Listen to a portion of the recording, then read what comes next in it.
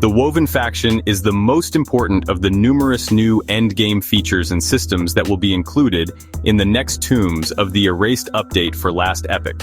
Players will be able to fight rare monsters, get exclusive rewards, create monolith echoes, and extract special currencies thanks to the Weavers.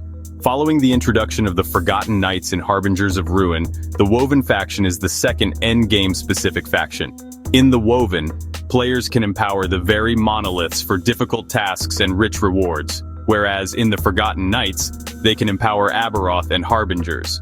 Players can access the Woven as soon as they reach the Monoliths of Fate endgame after finishing the campaign, unlike the Forgotten Knights faction, which is unlocked after defeating the empowered monoliths. As players advance through the Monoliths of Fate, they must first locate the Cemetery Echo in order to join the Woven. Players must finish the Cemetery of the Erased, a special side zone located inside this Cemetery Echo, in order to clear the Echo. Killing the side zone's mini-boss is necessary to finish the Echo and unlock a portal to the Haven of Silk, a new location. The Mask is a new NPC that can be found here, and it serves as a hub for the Woven. Get in touch with them and join the Woven. The Woven can be used in the same manner as other factions in the game once it has been unlocked.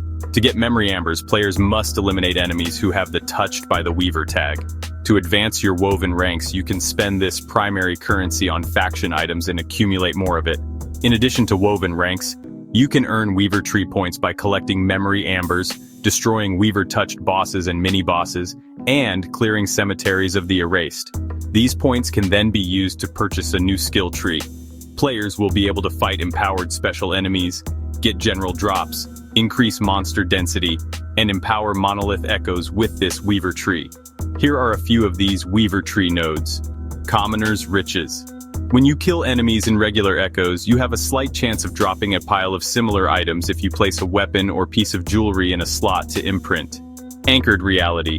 When players defeat enemies in echoes, they receive more bonus timeline stability. Arena echoes are no longer visible on the Echo Web due to Eclipse Battleground. Dual Destruction. In echoes, champions can show up in pairs. Graveyard prisons, rune prisons with possessed exiled mage are guaranteed in tombs and cemeteries. Following the Weaver's will can lead to significant rewards as participants finish difficult tasks. These difficulties appear as Woven Echoes, special slottable objects that alter Monolith of Fate encounters in predictable ways.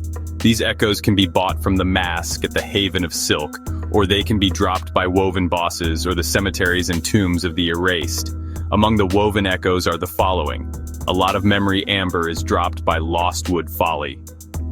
Shatter set items in the Great Bridge to produce shards that can be crafted onto other items to make them set item.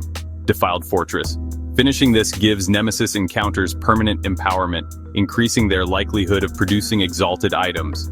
Players can increase or decrease the potential of unique items with at least one legendary potential by re-rolling them using the Farsight Turtle. Confluence of Oblivion. When this is finished, the current timeline becomes even more corrupted, reaching the player's highest timeline of any character who has access to the same stash as the current character. In the Gauntlet of Strife, you sacrifice another copy of a unique item in order to re-roll its properties.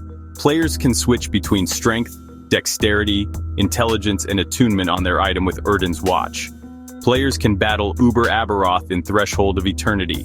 There are many benefits to accepting such challenges, such as new Weaver's Will unique items. In addition, players can use Weaver's Touch and new modifiers to enchant idols. This strengthens the enchanted affix with every level and even adds an additional affix, much like the Weaver's Will on uniques. On a single idol, players can have 2 enchanted affixes. That concludes our current understanding of the Woven faction that will be introduced in Last Epoch with the Tombs of the Erased update. After the patch launches on April 17, 2025, more details will be released. For the time being, you can review the comprehensive patch notes for the next update to Last Epoch. Thanks for watching. Be sure to like, share, comment, subscribe, and don't forget to turn that notification bell on to get all future updates.